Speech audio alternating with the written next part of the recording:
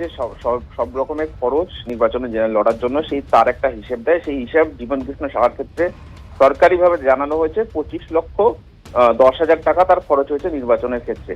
এই যে 25,10,000 টাকা তার উৎস কি সেটা তার কাছে অর্থাৎ জীবনকৃষ্ণ সাহার কাছে জানতে চেয়েছেন ইডি তদন্তকারীরা। যেহেতু হেফাজতে রয়েছেন তখন তাকে জানতে চাওয়া হয় এবং সূত্র মারফত জানা যাচ্ছে জীবনকৃষ্ণ সাহা দাবি করেছেন যে এটা তার জমানো টাকা। কিন্তু একজন শিক্ষক, পেশায় স্কুল শিক্ষক, তার কি করে 25,10,000 টাকা জমানো টাকা থাকে এবং সেই টাকাটা পুরোটাই নির্বাচনে খরচ করে, এখানেই সন্দেহ করছেন তদন্তকারীরা। সেই কারণে তার কাছ থেকে বিস্তারিত জানতে চাওয়া হয়েছে।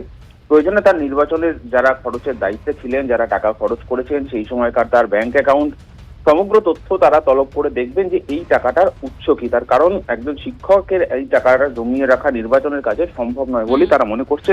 তাদের একটা অংশ, তদন্তকারীদের একটা অংশ এটাও মনে করছেন যে কোনোভাবে এই টাকার সঙ্গে দুর্নীতির টাকার কোনো সম্পর্ক নেই, তো অর্থাৎ নিয়োগ দুর্নীতিতে তিনি যে টাকা আর্থিকভাবে লাভবান হয়েছেন সেই টাকাটাই এইভাবে কালো টাকাটাকে সাদা করার চেষ্টা করেননি, তো নগদে খরচ করে। সব রকম এই দিকটাতেও তদন্ত চালাচ্ছেন ইডি অফিসাররা। ধন্যবাদ সুজয়।